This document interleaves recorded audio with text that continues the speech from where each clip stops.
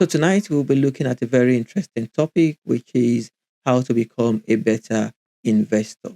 And I think for the sake of clarity in this discussion, we will be talking about some of the mistakes that investors make and how to avoid those mistakes, and very importantly, how to recover from those mistakes. So that will be the focus for tonight's discussion.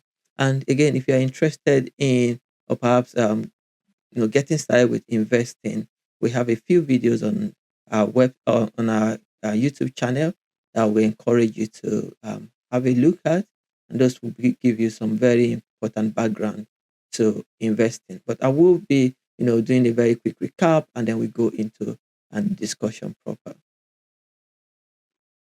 All right. So just a very quick disclaimer to say the information shared, the discussion we'll be having are mainly for education and information purpose only. If you want to make a decision, we want to encourage you to do your own research and to talk to a professional as well. So again, this is very important. Thank you. And for full disclaimer, you can visit our website.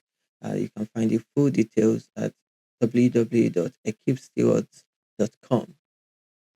All right. Another very quick housekeeping. If you do have any question at any point in time, maybe just pop into your mind, you can place that in the chat. I will be checking the chat, but let's keep the conversation going. Put the question in the chat. We'll come back to it. And if I answer the question along the line, it's also a good bonus so you don't forget. So as soon as you're getting the question, put them in the chat and we'll get to them. Okay.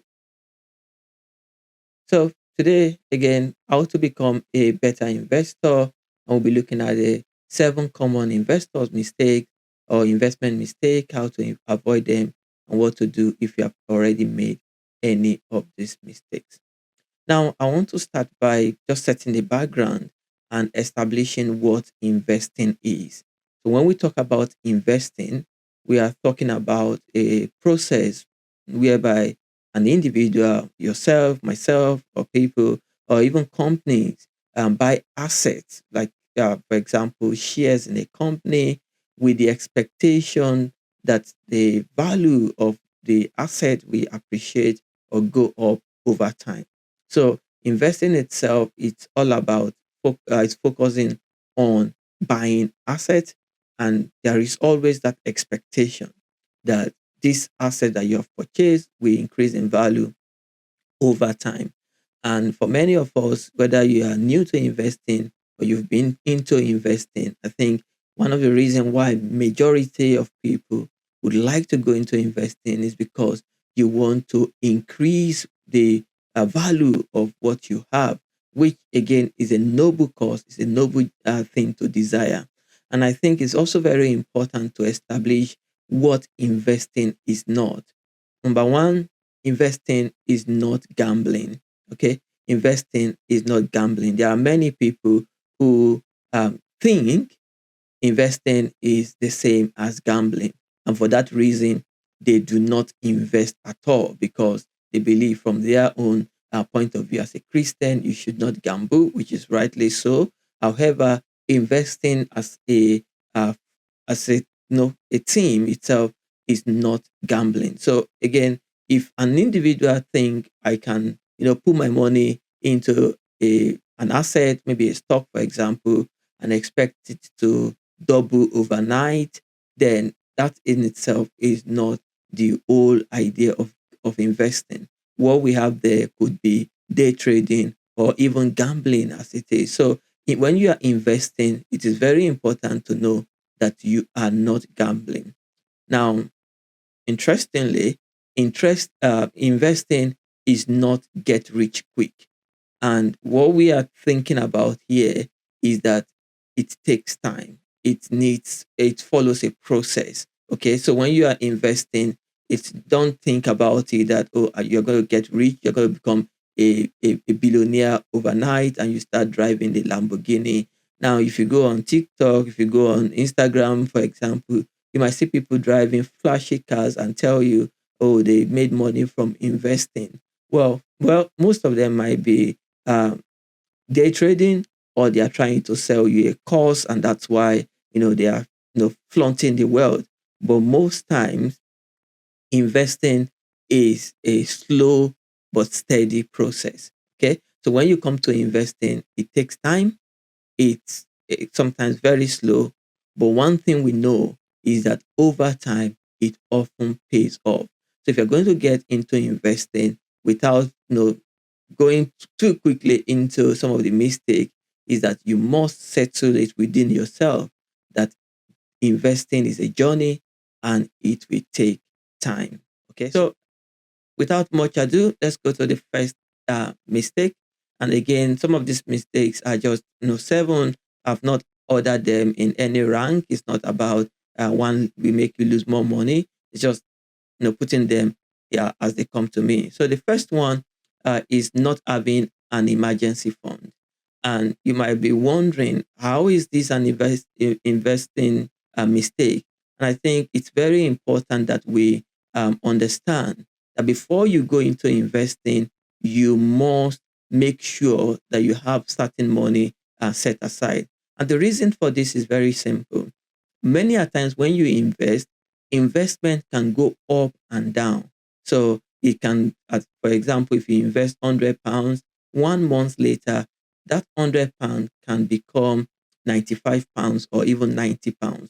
So because investment go up and down, it means that the money that you are investing should not be a sum of money that you will need when an emergency comes. Because if that does happen and there is an emergency, if you sell what you have invested, or maybe you invested £100, if you sell it at that point at say £90, you have made a loss of £10.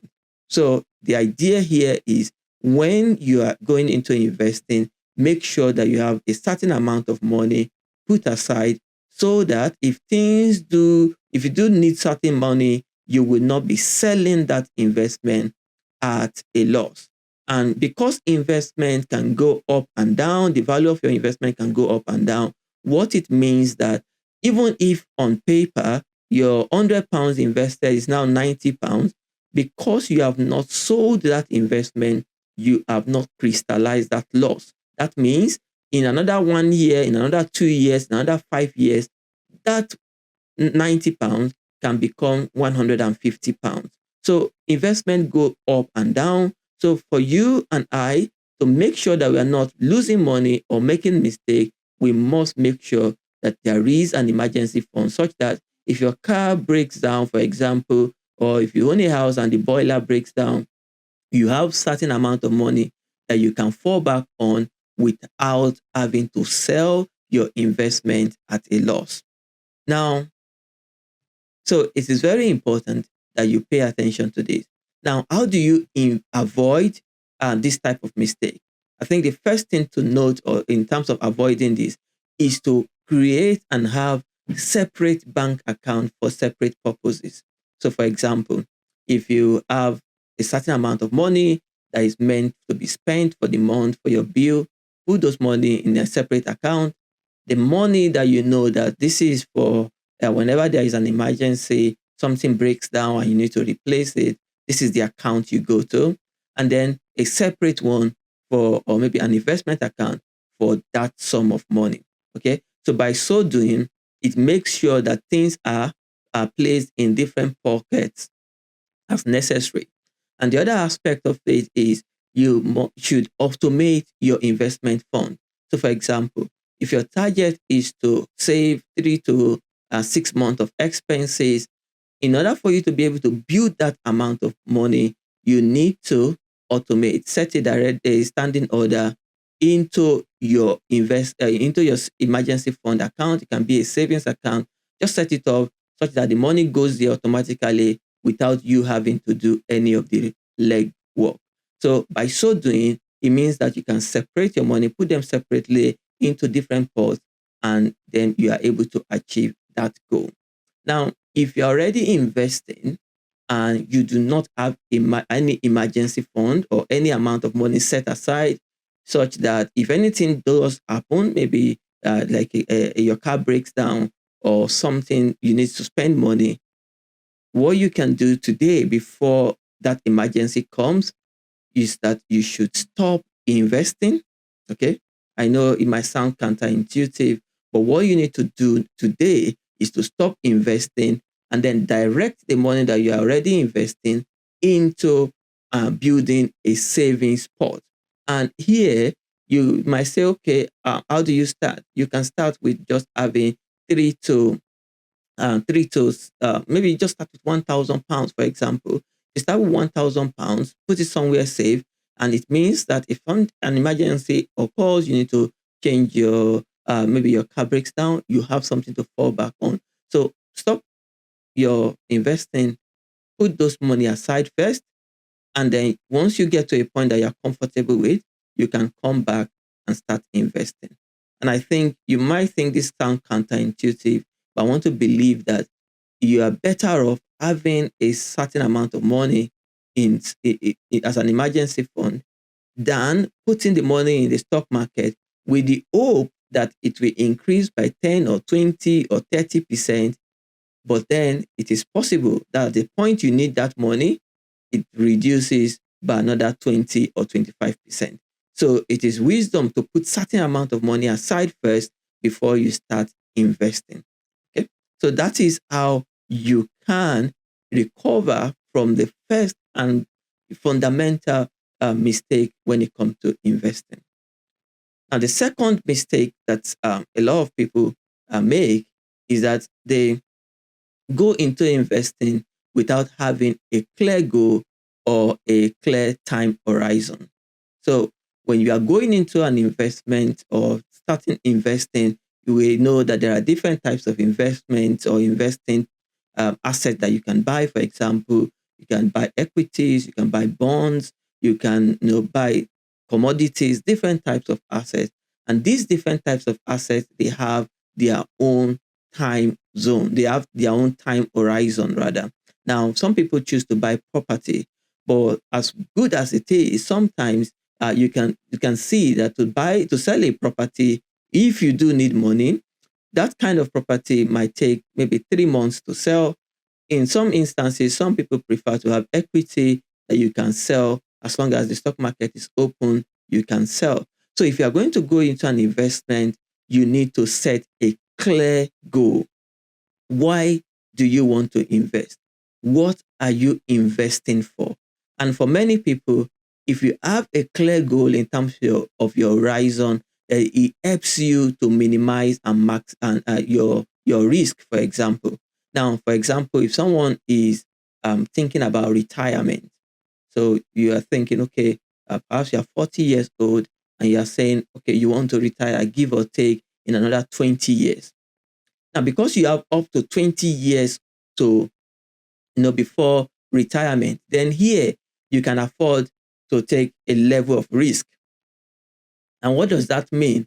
It means that even if the stock market does go down, for example, by 20, 30, 40%, then you have enough time to be able to recover from that because your horizon is a very long term.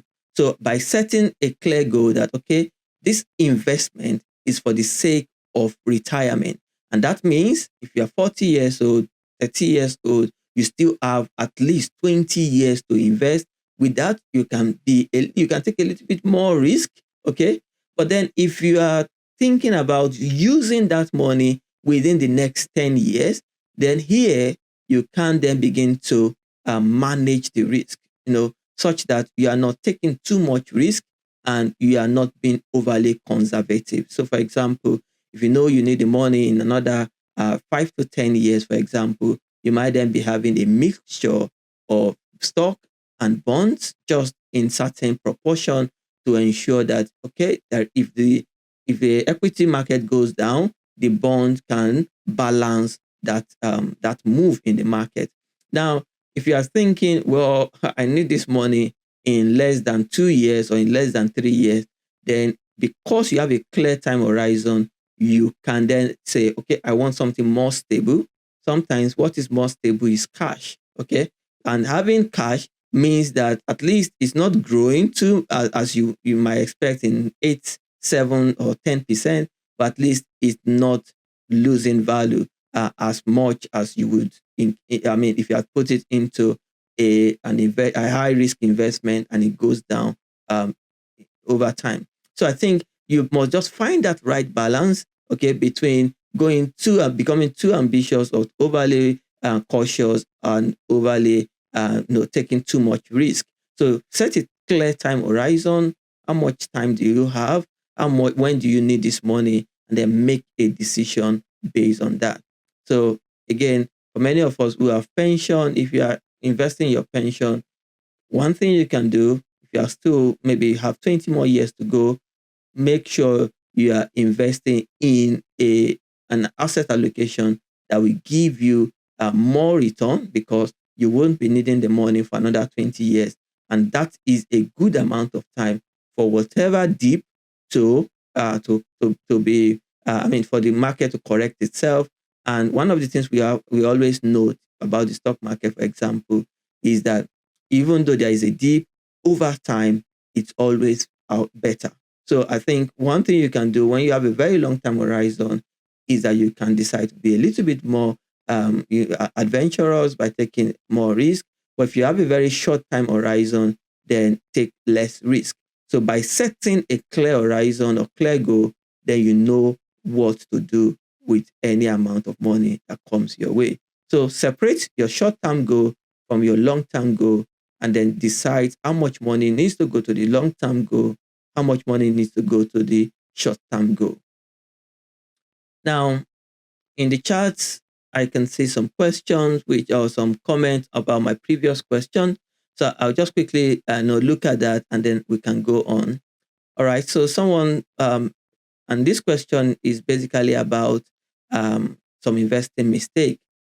Someone mentioned MMM, which is a kind of, I think, a Ponzi scheme where you get one money from you get money from the new someone who just signed up, and they give the money to another person, and until no one signed up again, then everyone loses money. So again, those are kind of Ponzi scheme that they promise you so much of a return with the possibility of nothing actually coming back to you.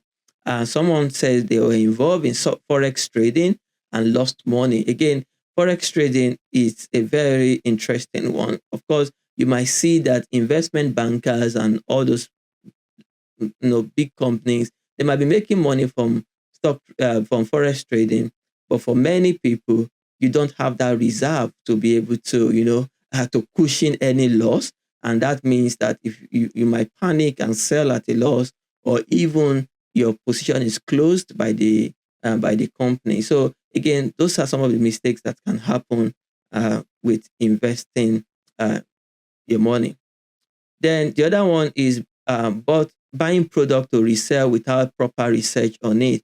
And this is a very interesting one, because that's why learning and learning and learning is very important. When I started a Keep Steward, one of the things that comes to my mind is, okay, how can we avoid majority of this mistake? Is by learning. Okay, so essentially, someone might come to me and say, "Oh, I'm trying to do this," and I might be able to say one or two things, but that's just one person. How can you reach out to more people other than teaching webinars like this? So again, it's very good to do the research, do your due diligence. If it appears too good to be true, it probably isn't true. So you always do your due diligence. And thank you everyone uh, for sharing. Okay, thank you. All right, so we have one more comment in the chat, but I'm going to read that later. Tell us in the chat, you plan to buy a house within the next 2 to 3 years. Where will you keep your house deposit? Will you keep it as cash? Will you keep it with a trusted friend? Or will you put it in an investment account? Again, this is an opportunity for you to, practicalize what we have just discussed.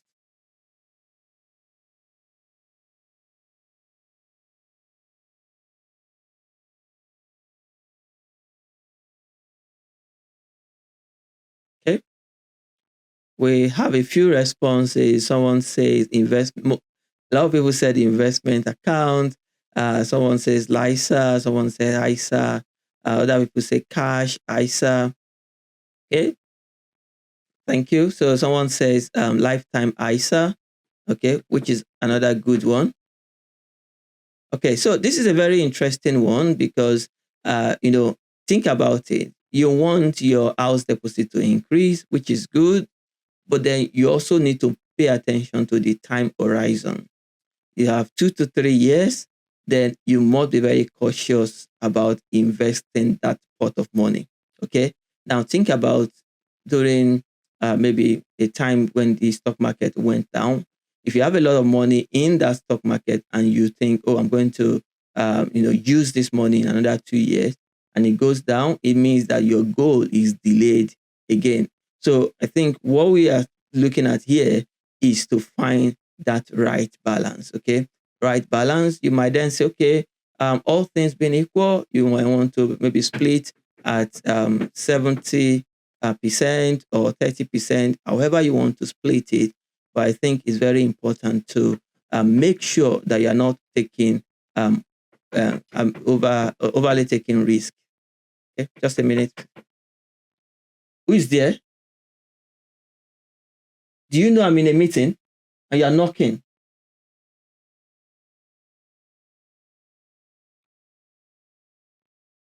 Okay, thank you. Sorry, yeah.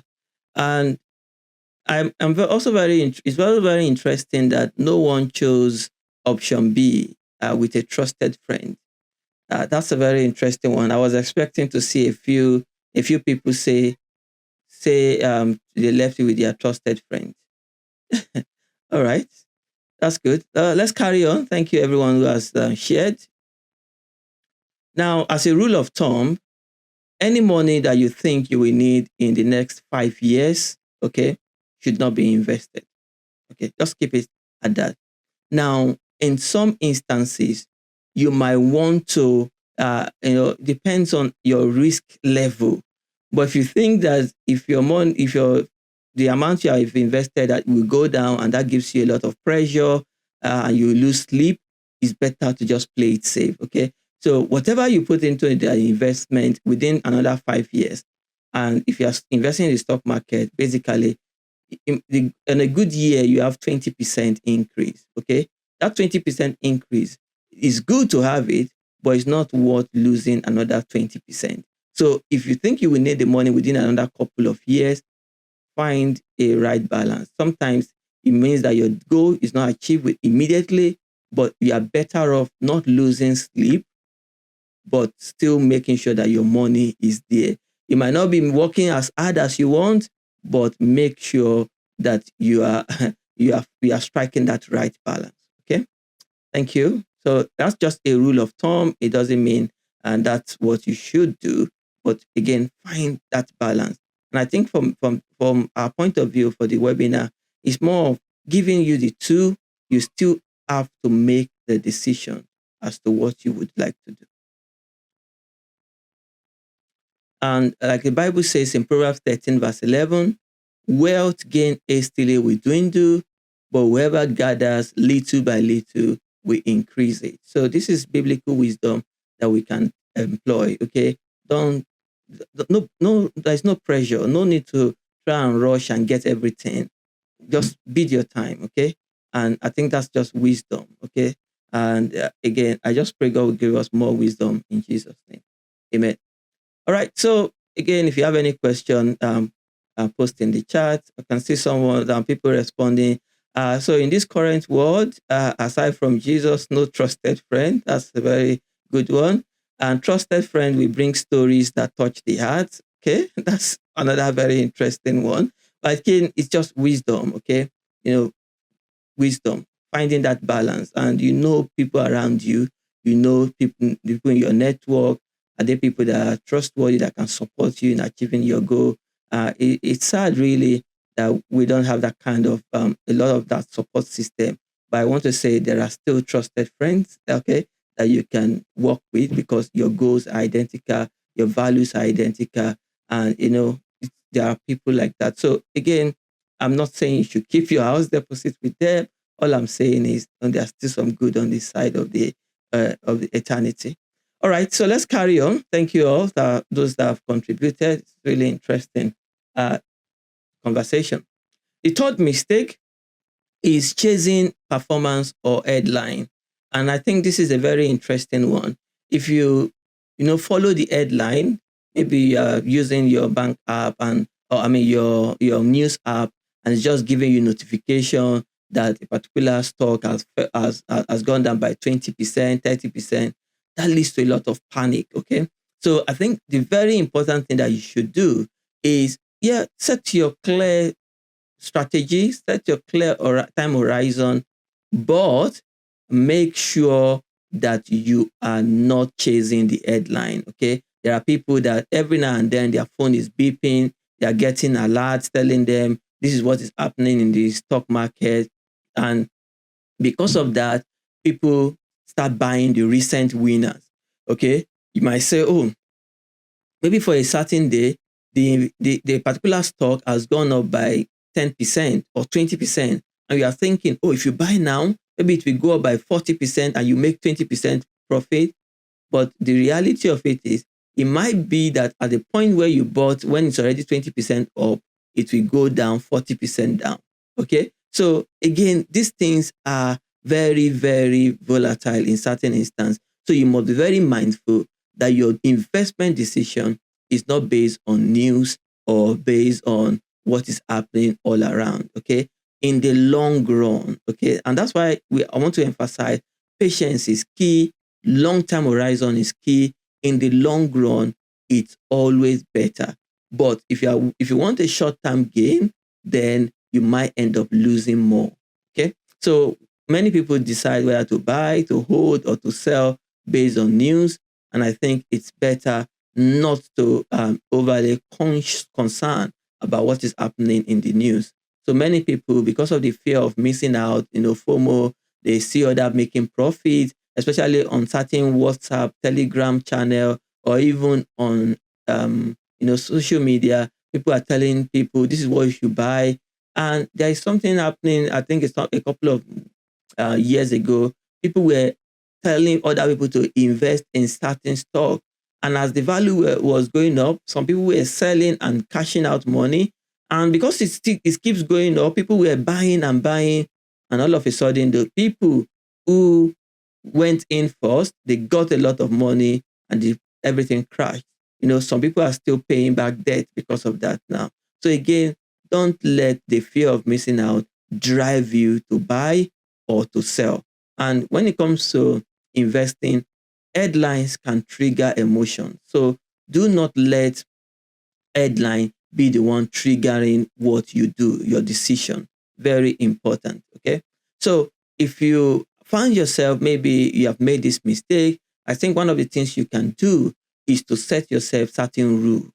And one of the rules that you can make is to decide not to check your portfolio more than once a month. For example, I invest, but I don't check it every time. Even though the app is on my phone, I can log in to see it, I don't check it frequently. Okay. I don't check it because, again, I follow the set and forget strategy. Okay. Such that you set it up, you're happy with it, set up a standing order or a direct debit, and that goes into that account every month, and you don't have to bother checking it. When you go back to check, it will be time that you are carrying out your portfolio review. At that point, you can then rebalance and move things around. But if you keep checking every now and then, you will discover that you are making certain decisions that you do not want to make. So I think one of the things you can do is just set yourself a rule. Though you have your bank app, or you have your investment app, which if it's your bank app, I would suggest that you don't show it in your bank app, because you need to use your bank app. But if your investment is also showing, it means that it can trigger you to start moving things around when you don't have to. Okay. So keep it separate as much as possible. Then if you want to recover, maybe you have made that decision, the most important thing you can do is to set yourself a rule. Okay. Live by a rule, give yourself a boundary, and tell yourself you will not cross this red line. And again, you have to set, because these things are behavioral. It's based on your behavior. And, behavior has formed over 20, 30, 40 years. You need to then set yourself a very strong boundary so that you don't go outside of that boundary. Okay. Then once you set the rules, you can decide that you don't want to receive notification, okay, about anything happening in the world, okay, such that anytime you want to listen to the news, you know that consciously you want to listen to the news and you don't want the news to drive you. Like many of us who drive, when you are learning how to drive, they say make sure you are in control of the car and the car is not controlling you. So whenever you want to listen to the news or you want to see what's happening, you are making that conscious decision to check and not letting the headline, the alert be the one driving you to take action. Okay.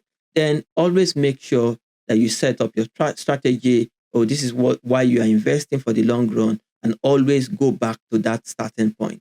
Every now and then, go back to that starting point. Okay. Now, this is a very important statement. Time in the market is better than trying to time the market. Many people want to time the market. They want to see when it's going down so that they can buy what they call the dip. But many people have lost a lot of money because of that decision. So you are better off just investing slow and steady rather than trying to go in big and come out with a bang. Okay. So slow and steady and win the race. The fourth one, which is failing to diversify your portfolio. Now, we've talked about investing. I've mentioned the stock market. I've mentioned bond as well. But one of the mistakes people make is they fail to diversify the portfolio. When you talk about your portfolio, it's made up of your asset allocation. So for some people, it might be stocks, might be cash, might be commodities, it might be bonds, it might even be gold or real estate inside your portfolio. So that's a strategy. That's a way of doing it. You can set it at different percentage. But for some people, even if you decide that, okay, because you are very ambitious, you want to invest in equities only, you are better off not investing in a single company. Okay. So failure to diversify here, basically, my view is that investing in only one company or a few company is too much of a risk. Okay. If you invest in, for example, RBS a couple of years ago, RBS is the Royal Bank of Scotland. The stock price went down so much that even at some point the government needed to bail them out. Okay. So it is wisdom not to invest too much of concentrate on a single shares, because Tesla was doing very well at some point. Most people were putting money into Tesla. Now, some people made money, don't get me wrong, but there is a very huge risk that they will lose more money than they put in. Now, when people make money, when they lose money, you don't hear about it. So it is very important that you set your own strategy and go with your own strategy. Okay. Now, it's easy when it's good. There is a lot of noise. When it's not going so well, you don't hear anything. And that is the human nature. So if you are following a friend and when it's going well, they are sending you alerts, sending you screenshot, the time they are very silent is probably that something is not going as they thought. And because of that, they have been very silent. So set up your own strategy, go with your own strategy and run with your own strategy. So when it comes to investing, don't focus too much on one company. Okay. So for example, many people, because they are in the UK, they focus on buying stocks in the UK, companies that they can see, Tesco, Shell, Sainsbury's. Those are the companies in their stock.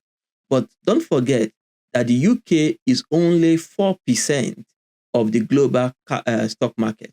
Okay. So if you are investing 100% of your portfolio in the UK, then it means that you are not taking advantage of what is happening in other countries like China, Japan, South Korea, Taiwan, even South Africa, USA, Canada. You're not taking advantage of those countries. So you are better off spreading your funds, your portfolio across different territories, such that even if one territory is struggling, the other territory can lift things up. And that is how you create a balanced portfolio. Now, there are people who, because their employers offer employers shares, they invest only in their employer. Now, if your employer then goes bankrupt, it means that the entire shares is gone. So it is wisdom not to allocate more than 10%. In fact, keep it at 5% of your portfolio in a single stock. If you have you are interested in stock on trading individual company, make sure that at any point, not one company is accounting for more than 5% of your portfolio. Because if you have more than 5% and that company go bankrupt, your whatever amount of money that you have there can easily go down to zero. Okay, so it's very important that you diversify and don't focus on one company only. So if you are already at the moment, if your portfolio is already at 1%, for example, or more than 10% in a single company, my encouragement to you is that you should trim those positions. So go back and check how much of your percentage is in a single company. If it's more than 5%, think about, is this what you really want to do? Because if something happens to that company, you are losing more money. So you might be better off spreading it across the entire world. Now, if you decide that you want to trim your oversized position, now it depends on how much money you have. Be careful not to sell everything at once. Because if you sell everything at once and it's not in an ISA, then you might incur tax.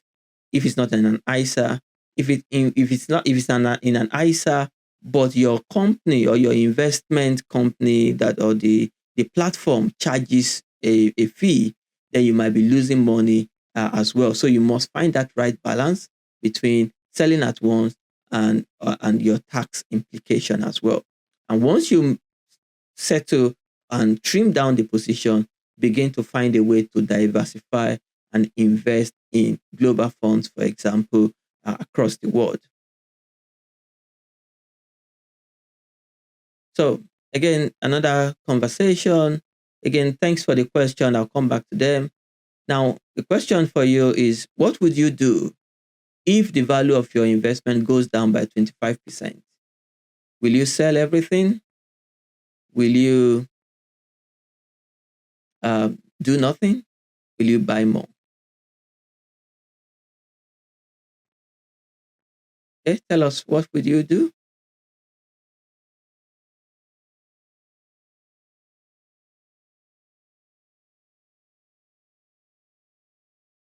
Okay, three people already say do nothing.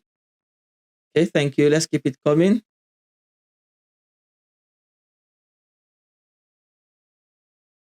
Do nothing. Okay.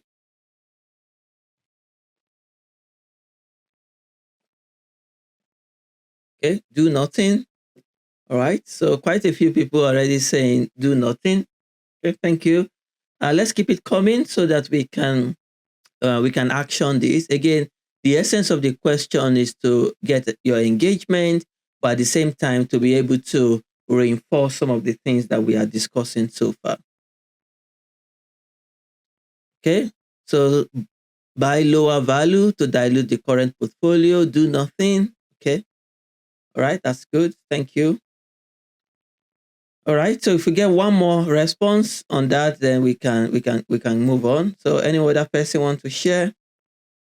What will you do if the value of your investment goes down by 25%? One more response. What would you do? Most people say do nothing. I wish we can have an interactive poll so we can see how the numbers or the percentages are moving. Okay. Now, thank you all. Thank you for the last person who just posted. Now, I think this is very important. Okay. And Someone says buy more. Okay. Two people says buy more already. Okay. I'll buy more. Okay. This is very interesting. Now think about it. If you go to, maybe you go to Tesco and you normally buy a pizza. I like pizza. I used to use pizza as an example. The pizza is being sold for £5. Okay. And you go, you buy maybe 2 packs. Then you then go to Tesco. The same pizza is being sold for £1. Will you still buy one or will you buy five? So that is how you think about it. When the value of an investment portfolio is going down, I think the best thing you can do is to increase your what you are buying. Why? Because now all things being equal, let's get this right. All things being equal, you are buying units. Okay, it is the unit or the value of the unit that has gone down. But what determines the size of your portfolio is the amount of units that you have. So, for example, if you have 10 units and that 10 units goes down by 25%, for example, if you buy more at that point in time, it means that you are able to buy more units compared to if it has not gone down by 25%. So, in the long run, it will correct itself. It will most likely go back up. So at that point in time, once it goes up, you have more units. And because you have more units, the value of your portfolio will automatically increase. Okay. So once you set the strategy and you are clear as to this is your strategy, if the value of the investment goes down because of a correction, because of a global event, it is an opportunity to buy more. Okay. So for example, if you are investing in global index fund, and the index fund is being sold for £10 and you have 10 units, and then all of a sudden there is a global event, the unit is being sold for £5, that's half the price. At that point in time, if you invest maybe another £50, that means you are buying double of what you would have bought on a good day. So what that means is by the time that investment goes back up from £5 to £10 for or £20, you already have more in the value of your portfolio. So it's like a math problem, but it's not really a math problem. It's a psychology problem. So it's a behavioral problem. So now that when it goes down, is an opportunity for you to increase your position. Okay, so it's like you're seeing it as a discount, and because it's at a discount, you have an opportunity to buy more. Okay, so these are some of the things that I thought might be very good to help us get a clearer insight into the discussion we are having. But thanks to everyone who has contributed. If you do have a question, please post in the chat. I'll come back to your questions. All right, so we are on mistake number 5. Oh, how time flies. So keeping too much cash for too long is another mistake people make. Now, we said it is good to have an emergency fund, but some people then have a lot of money in cash. Okay, because they have too much money in cash, and inflation is up and down now. Inflation is causing them to lose the purchasing power of the cash that they are holding. And so what does this mean? If you need cash in the short term, it is good for you to keep that small amount of cash so that you can have access to it. But if you think for a longer time period, it is better that you put the money in an investment rather than holding cash. Cash, for example, will lose value over time as a result of inflation. For example, if someone has £1 million 20 years ago, that same £1 million will not buy the same thing he would have bought 20 years ago today. What happened? The £21 million has lost value as a result of inflation. So if you have £1 million in cash then, or in your bank account, then it would have lost value. But that same £1 million, if invested today, might actually be a lot more higher than £1 million. So again, don't keep too much cash for a very long time. I know sometimes it's psychological, myself inclusive. You might want to play it safe, but make sure that you're finding that balance. Okay, finding that balance. And what you can do is split the money into maybe 3 pots. one is for spending, the other one is for and the other one is for emergency, and the other one is for investing. So the idea here is keep 1 to 2 months of expenses in as something that is reachable, as maybe in an easy access cash account. Then the emergency fund, 3 to 6 months of expenses, put it in a high interest um, bank account so that it can be at least earning interest, even if it is not growing like an investment would.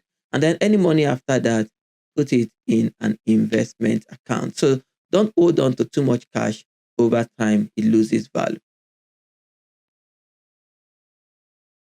Okay, so the next one is tax inefficiency and paying avoidable fees. Now, here, many people might start investing, but when they started investing, they might not know about cash ISAs. Okay, which ISAs is a kind of wrapper that is tax exempt. So whatever amount of money or profit you make within an ISA is not subject to any form of tax in the UK. Now, so many people do not take advantage of this, so they invest in a general investment account. Now, it's good, at least you are making an effort, but if you invest in a general investment account, when it's time for you to sell that investment, then you will need to pay tax on the appreciation. Okay. And if you also earn certain interest, if it's a cash ISA, or if it's not a cash ISA, for example, you might need to pay interest on that amount of you might need to pay tax on the interest that you have earned. So when you are investing, think about how can you make it tax efficient. And one thing you can do is to invest in ISA. It can be a cash ISA, it can be a stock and shares ISA, and if you want to buy a house, it can be a lifetime ISA. So make sure you are investing in these wrappers that are not subject to any form of tax or capital gain tax as well. So that's for your the current amount of money that you have with you. Now, in some cases, you might have a pension. Pension is another very good one, such that at least it's going into a pension, going in on tax, and all things being equal, you can get a good amount of money out of your pension when it's time to get the pension without taxation as well. So I think it's always very good to take advantage of the cash, the ISA, as well as the pension, even as you start investing.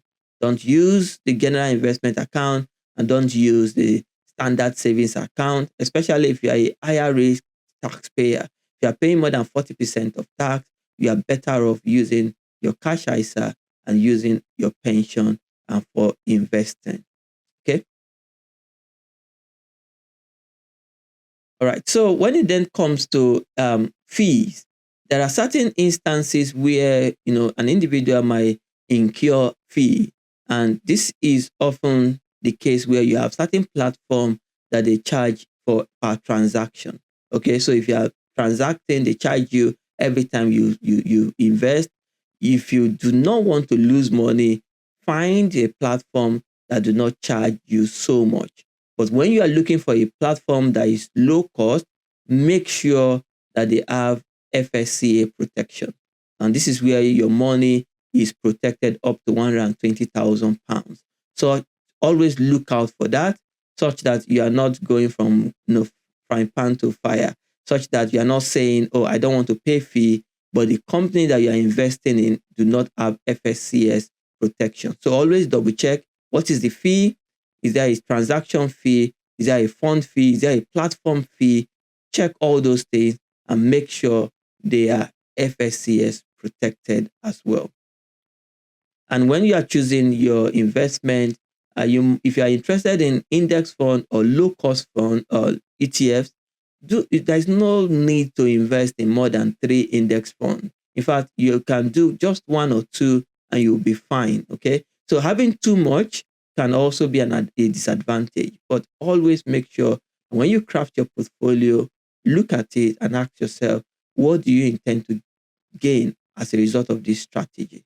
So don't no need to overcomplicate things. Keep it as simple as possible, and you will be better off for it. All right. The final mistakes is that many people make mistake, but they do not review the mistake that they have made, and they do not learn from their mistake. Now, it is natural that we can make mistake, but you don't want to, keep making the same mistake over and over again. Maybe out of the seven mistakes that I've made, six mistakes that I've mentioned previously, you've made one in the past. I think it is very important that going forward, you are asking yourself, what can you do differently in order not to make the same mistake twice? Okay. So learning is very important, and reviewing is very important. Okay. So not reviewing your portfolio could mean that some people have been investing in the same thing for the past 20 years. They didn't go back to check. Maybe the platform is charging too much, or they are losing money because the whatever they have invested in is not performing very well. So you must set aside time to review your investing. For example, you might want to do it once a year, maybe once a week, once a year, once a quarter, but don't do it weekly, don't do it monthly. Just give it time, okay? Spread it out, and always make sure that whatever changes you are making aligns with your strategy, your long term goal, your long term strategy, your long term horizon. Make sure it aligns very well. And if you know that you have made a mistake, just write it down. What the mistake you've made, what did you learn from it, and what will you do differently in the future? And like Robert Kiyosaki says, don't waste a good mistake, learn from it. So perhaps you have made mistake. Again, it's very important that you just take a step back and see what you can learn from that mistake. What strategy, what system can you put in place so that you don't make the same mistake again and again? So in the chart again, can some maybe you can tell us, I have said that it's good to review your portfolio, at least once a year. So, which of these dates will you likely choose for your annual investment review? Will you choose a birthday? Could be your birthday, be your spouse's birthday, could be your children's birthday or one of your children's birthday. Will it be your anniversary day or December 26th? So what day will you choose to just do a annual review of your investment? Okay, you've come a long way. You've been doing this. How well is it going? What day will you choose? Okay, we have two people already saying their birthday, which is interesting. Okay, any other person? There's no right or wrong answer. Okay, so I think ultimately what matters is, are you making a step in making a building that habit of making sure that you are doing certain review every now and then to make sure you are on top of things. Okay. Okay. Thank you to everyone. All right. So we're going to a close from today. I think some of the things you can do for your recovery plan is to pause any risk taking, any investing until you have your emergency fund in place. Now, it doesn't have to be a huge amount of money. It can be £1,000. It can be between 2 and 3 months of expenses. But just make sure you have something set aside to help you in case there is an emergency. Then also, another thing that you can do is to write down your goals, your timeline, and your target mix of assets. So, do you want to have a property investment? You want to invest in the stock market? Write it down. Then, by what date do you want to achieve those things? Write it down. And why do you want to achieve those things? Write it down. Because once you do that, it begins to help you to put yourself in check. Again, building a system around us can be very helpful rather than just leaving it to how you feel. There are certain times that you don't feel like doing good things, but you have to break yourself out of that, that feeling of I don't want to, because you know that it is to your advantage if you do those things. Then, if you have a portfolio that is not well diversified, I think the next thing you need to do is to make sure that any future investing or contribution goes into a low cost, tax efficient, and diversified account before you think of any other thing. Then, if you already have too much investment, greater than 5% in a single company, or your investment is too much in a country, then begin to think about how to reduce your exposure to that country. For many of us, you are in the UK, your salary is in the UK. If you have a house, it's in the UK, your pension is in the UK, you are investing in the UK, everything is in the UK. Begin to think about how do you tap other markets? How do you tap other places as well? And you don't even have to go far away. You can do all these things by investing in the global stock market. Now, once you have done all these other things, the last one, which is the fifth point, is to check the tax implication of your investment. Are there any charges that you are paying? And make sure that whatever company you are investing in has an FCA authorization. That is, they have this FSCS protection up to £120,000 per financial institution. So make sure that you have those kind of protection in place so that you are not putting yourself at a risk. All right. My conclusion is, again, this is about investment. If it sounds too good to be true, it probably is not true. So if it tells you that they're going to double your money in 2 days, in 1 week, think about it. If it's that easy, those people would have just be investing by themselves, go and borrow money to invest. But because it is not easy, it's not always true, then they want to get other people's money. Okay, so think about it logically, and you can see, the light behind these situations. And I think most of these people that are promising too much of a return that is not true, they are only preying on the greed of people. People want to, make more money, show up to their friends that they are doing better. Sometimes they just want to pay off their debt. So they think, if I can double this money, I can pay off my debt quicker. But the reality of it is they might end up losing more money and be in more debt. So you want to find the right balance. Okay, right balance is key. And when you are in doubt, not sure of what to do, I think the best thing we can do is to seek counsel and seek professional support. Okay, and I hope everyone will, take a leave up from this and then be able to make better decision in the future. If you are interested in learning more, of course, we have certain videos on YouTube already that you can watch. But there are two books that I will recommend: The Simple Path to Wealth, and I will teach you to be rich. Okay. So these are recommendations. They are not paid. They are books that I've read, and I thought they are very good for you to read as well. So thank you, everyone.